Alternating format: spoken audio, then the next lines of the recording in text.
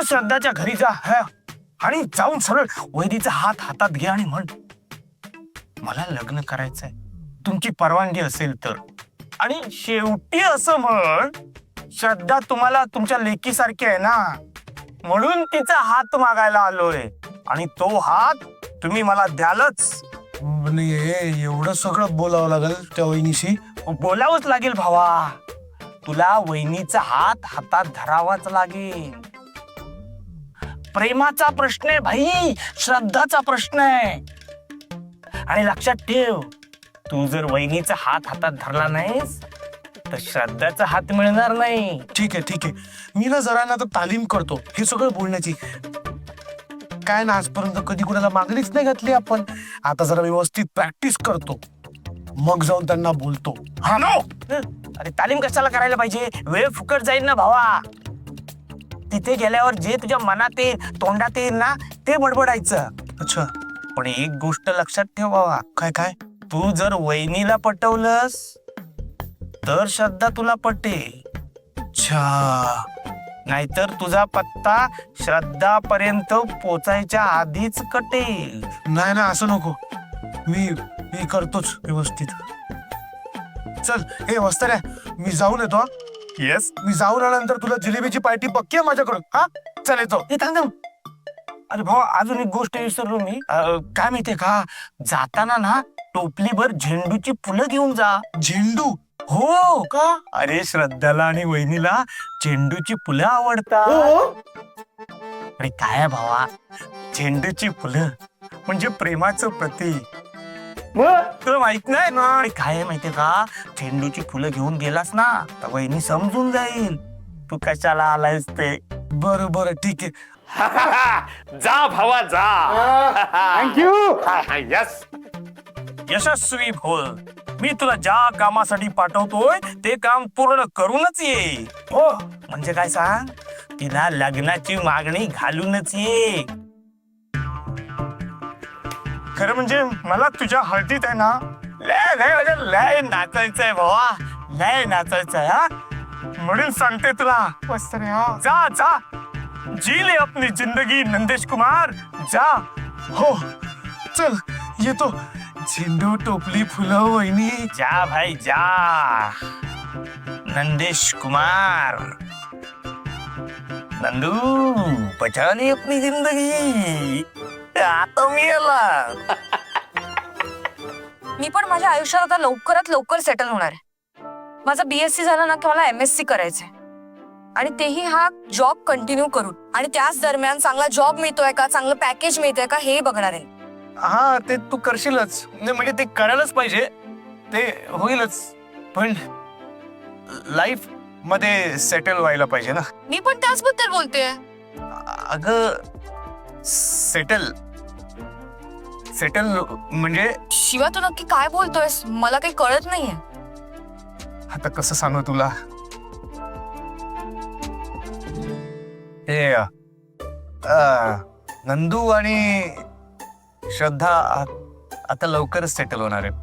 नंदू आणि श्रद्धा सेटल होणार आहेत? हा, कशात? तुला काहीच माहित नाही? कशाबद्दल? अगं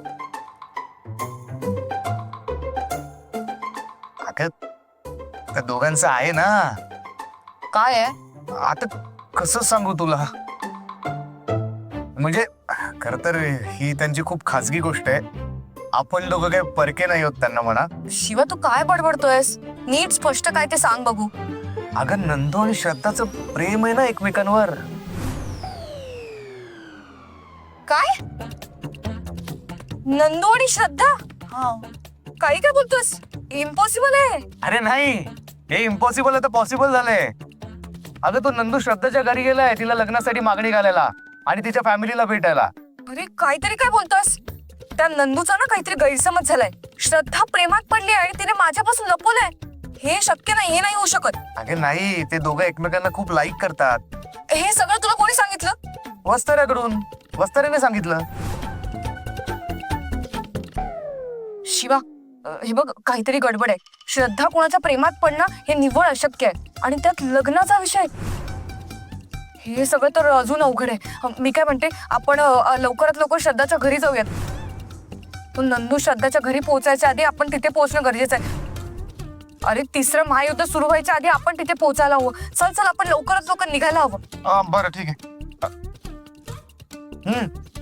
बसोडा चल चल लवकर. श्रद्धा, जरा तुझ्या दादाला फोन लावून बघ ग. काय मॅडम, आज साडी वगैरे नेसून कुठे निघालात? आज कुणीकडे दौरा? पळून लग्न बिग्न तर करायला जात नाहीस ना?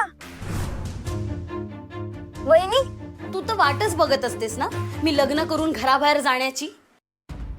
पण ही इच्छा ना तुझी अजिबात पूर्ण होणार नाही, कारण मी घर सोडून कुठेही जाणार नाहीये आणि लग्न तर मी अजिबातच करणार नाहीये.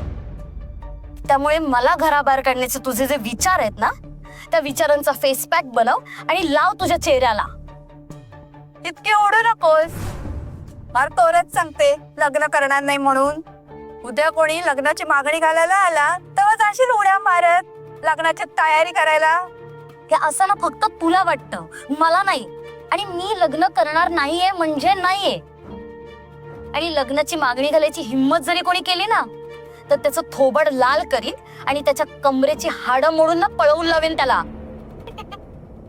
हो का? बघूया, कधीतरी कळेलच. कुणाचं थोबाड लाल करतेस की स्वतःच्या थोबाडीत मारून घेतेस. तुझा दादा आता नाईट करून येईल आणि आल्या नाश्ता मागेल. जा, पोहे बनवून घे. वहिनी, तू 1 तास अंघोळ करत होतीस ना, तेव्हाच पोहे बनवलेत मी. आता ना तुला फक्त वाढायचं काम करायचंय. जमेल ना तुला? माझ्या लग्नाचा विचार करत येईल आली मोठी शाणी. मी काय घर सोडून जातच नसते, वाटच बघ तू.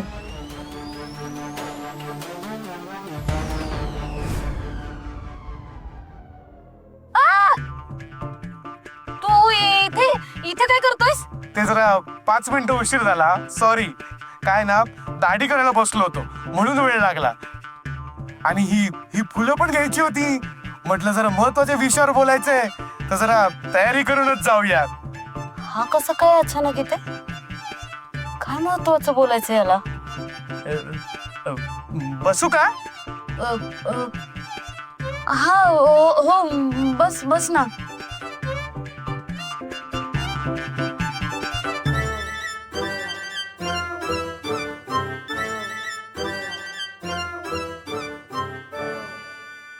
काय का इतका पोहे कशाला केलायस? काय भंडारा घालायचंय?